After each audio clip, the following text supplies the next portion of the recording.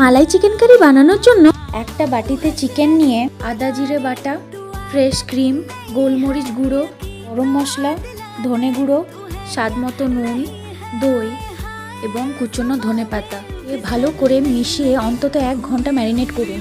এবার একটা কড়াইয়ে তেল গরম করে মধ্যে দিন দারচিনি, সবুজ এলাচ, লং, কাঁচা লঙ্কা, কাজু আর স্লাইস করা পেঁয়াজ সবকিছু ভালো করে ভেজে নিয়ে ঠান্ডা করে মিহি পেস্ট বানিয়ে নিন। কড়াইয়ে আবার তেল নিয়ে সঙ্গে সামান্য ঘি যোগ করুন। এর মধ্যে দিন তেজপাতা, দারচিনি, সবুজ এলাচ, লং, হালকা নাড়াচাড়া করে ম্যারিনেট করা চিকেন দিয়ে দিন। চিকেনটা দিয়ে 5 থেকে 7 মিনিট নাড়াচাড়া করে পরিমাণ মতো জল যোগ করে ঢেকে প্রায় 30 মিনিট রান্না করুন। চিকেন ভালোভাবে সেদ্ধ হয়ে গেলে আগের থেকে পেস্ট করে রাখা গ্রেভি যোগ করে দেব। এরপর কিছুক্ষণ ভালো করে নাড়াচাড়া করে নেব।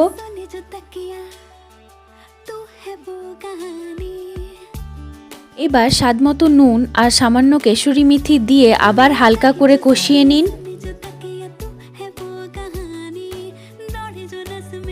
সবশেষে দিয়ে দেবো ফ্রেশ ক্রিম আর গরম মশলা। বাস আমাদের ক্রিমি আর সুস্বাদু মালাই চিকেন কারি একদম রেডি। আমার রেসিপি যদি আপনাদের ভালো লেগে থাকে তাহলে লাইক শেয়ার করুন নিজেদের ফ্রেন্ডসদের সাথে।